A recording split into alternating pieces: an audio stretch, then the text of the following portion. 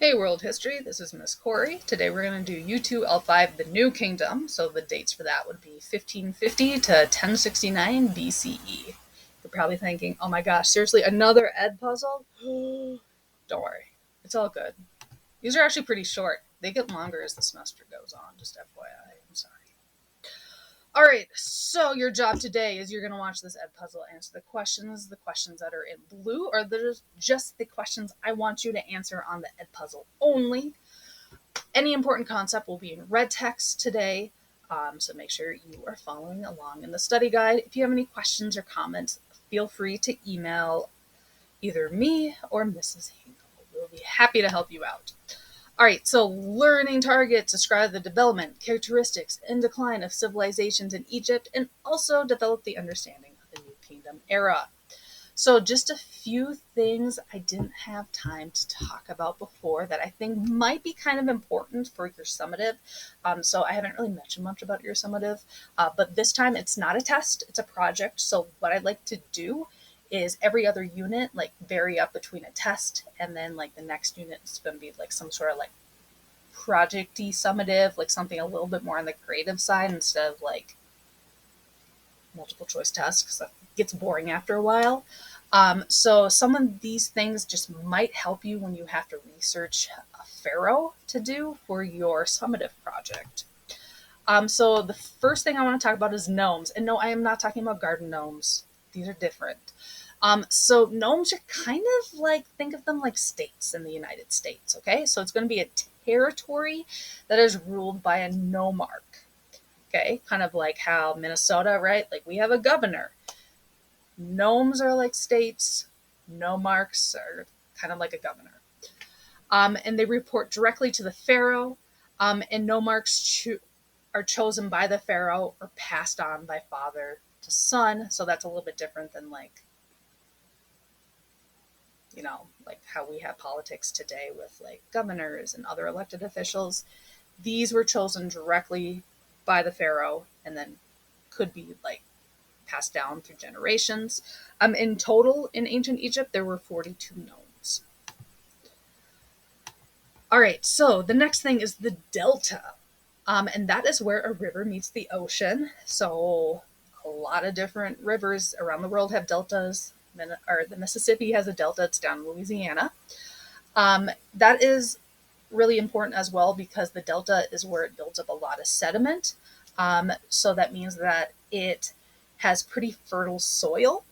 And also the water there is very slow moving. So as you can see here, here is the delta of Egypt, or of the Nile in Egypt. So you can see that it really branches off in all different directions. So that really slows down the water flow. And most of the time it's kind of like a wetland, which you can see here on this picture of the delta of the Nile. All right, so religious cults, that's another really important thing. And no, don't think of cults when we talk about ancient Egypt like the brainwashing cults that we might see on like TV or something today. Um, they are groups of people who worship the same god at a temple.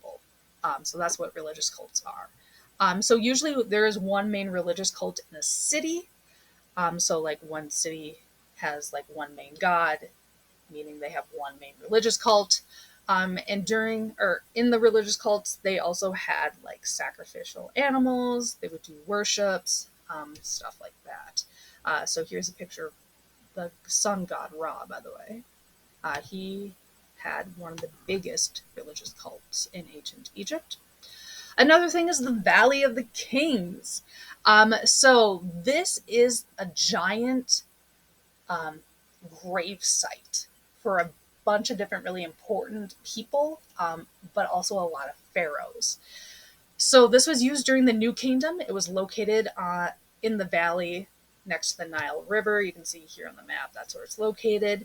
There's a lot of tombs carved out of rocks in the cliffs of the valley, this being one of the most iconic. There is so far 63 tombs discovered, including Tutankhamun's, or as you might know him, King Tut. All right, so the Hyksos, they're also a really important group.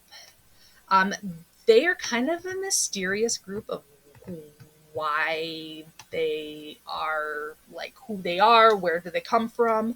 But between the Middle and the New Kingdom, there was a time period called the Second Intermediate Period, and that was between 1700 to 1550 BCE. And this group of people just came into Egypt. No one knows where they're from, like what their goals were. There's nothing about them. And they just conquered Upper and Lower Egypt, just absolutely took it over. Um, One of the biggest problems of why historians don't know a lot about the Hyksos is because they didn't have a written language themselves.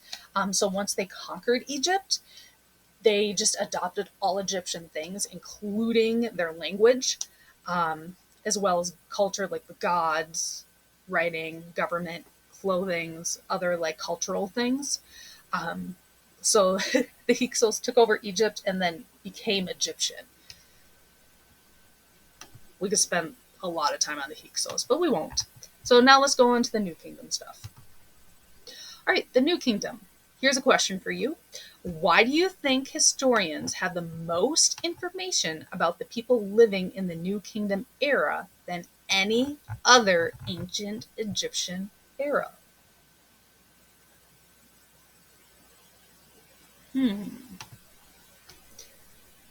So, the reason for that is because during the New Kingdom, that's where the most famous pharaohs were. Um, because of that, there's a lot of pressure on historians to focus on the more famous pharaohs, the more famous monuments and inscriptions. It's also when Egypt was at its wealthiest, so that meant that the more wealth around, the more like memorials and like super cool like grave sites were built, which also means more trade and also means more record keeping. So that's why historians know the most about the New Kingdom, is because there was just a lot more written. There was just a lot more activity going on in the economy. One of the things here, I'll go back for a second here. These are called um, obelisks, and they are these structures that like are really tall and they kind of come to a point on top. Very famous on grave sites in ancient Egypt, but also in the United States. So the Washington Monument, which is right here, is also an obelisk based off of ancient Egypt. All right, so we are going to focus on this one dude today. He is probably one of the most important pharaohs in all of ancient Egypt, and I really just wanted to focus on him because I think he's really interesting. So his name is Amenhotep the Fourth, but he ended up changing his name to Akhenaten. So if you like ever run across his name and you're like Amenhotep the Fourth, and then like the author might switch Akhenaten, it's the same dude. He just switched his names.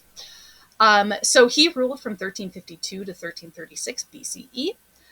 He was originally named, again, Amenhotep IV, and he changed his name to Akhenaten after becoming pharaoh, which wasn't super uncommon. Um, he became the pharaoh after his father, Amenhotep III, died. So he was one of the most influential, but also really odd pharaohs. He was a weird guy, even for Egyptian standards. So prior to him coming into power, some of the gods that were worshipped in the Egyptian religion included Amun, which was air, and he was the most popular. There's Osiris, who was the god of the underworld. Isis, she was the goddess of fertility and life. Horus, who was the god of the sky. Ta, who was the god of craftsmanship. And Seth, who was chaos. And then what's really interesting about Akhenaten, oops, let me go back real quick, is that he made the main god, Aten, like the god to worship. And we'll talk a little bit more about that. So Aten was is one of the sun gods. He was worshipped before Amenhotep became pharaoh, but he wasn't really popular. And then Akhenaten, he just wanted to worship Aten only. He did not worship any of the other gods, just Aten, which was really, really bizarre. So bizarre, as you can see in his name, right? He changed his name Akhenaten and put Aten in it. Do you see that at the end? Um, he made all other cults illegal, which was absolutely mind blowing. I mean, that is no other pharaoh had ever done that before. So they couldn't worship um, like Horus, or they couldn't worship Osiris. They had to worship Aten. So Egypt actually became monotheistic during his reign. So this is the first time that there's really a monotheistic religion. And priests of other gods were sent back to school and re-educated. He's like, hey, priest of other gods, your god is wrong. We only worship Aten. Go back to school, get re-educated with Aten, come back and worship Aten with us. Like, it's insane what he did. Um, so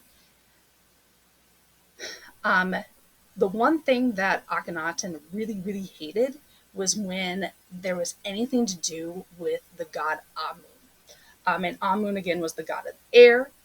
And so Akhenaten was like, hey, any statue, any inscription, any pictures of him, they have to be destroyed. So you can see here, um, this would have said Amun right here, but you can see someone went in and chiseled out his name.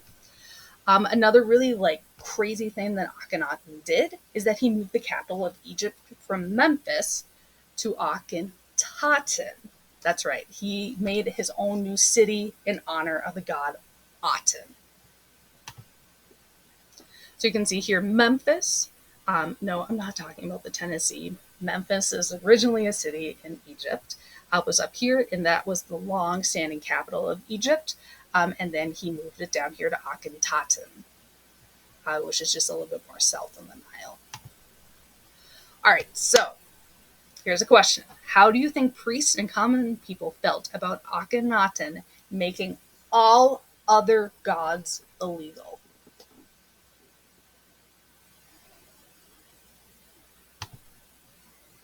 Yeah, they're going to be so mad at him. So mad. All right, so a little bit more about Akhenaten. So he married his queen Nefertiti. And this is really like astounding too, because he really made her a co-ruler of Egypt, which really hadn't happened before. Together they had 6 daughters, and they also changed together the art form of all of Egypt. So as you can see here, here is a picture of Akhenaten with his wife Nefertiti. All right, so we're going to kind of do like a before and after. So this is Egyptian art before Akhenaten, okay?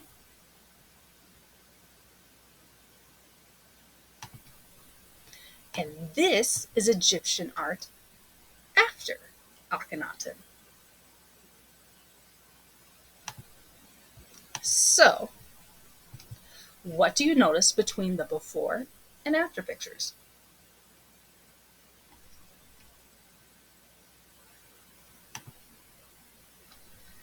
All right, yeah, a lot of difference, right? So, under Akhenaten, artwork became really non masculine. So, like beforehand, here, let's go back. You could see, like, before, you know, it was like manly dude with muscles. But afterwards, during Akhenaten's rule, it was a lot more curves, right? Like more non masculine. He was also portrayed a lot with his wife Nefertiti, which typically they were like before then, Pharaoh separated like them and their wives. Um, he also showed things like kissing and affection towards kids and his wife. Let's see here, which we can see back in this picture right here. So that's him kissing his daughter, which was like unbelievable. That's the first time that ever happened. Um, and also worshiping only Aten, so only having the god Aten in a lot of his artwork. So, next question. What do you think the pharaohs after Akhenaten think about his art style and monotheism?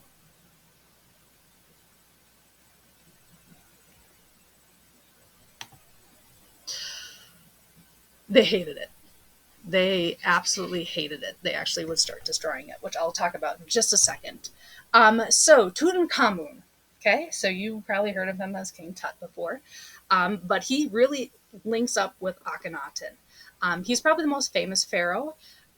but for kind of like the weirdest reasons. So he was the pharaoh from 1336 to 1327. So he was right after Akhenaten. Okay. But that's not the reason why he's famous. He married one of Akhenaten's daughter.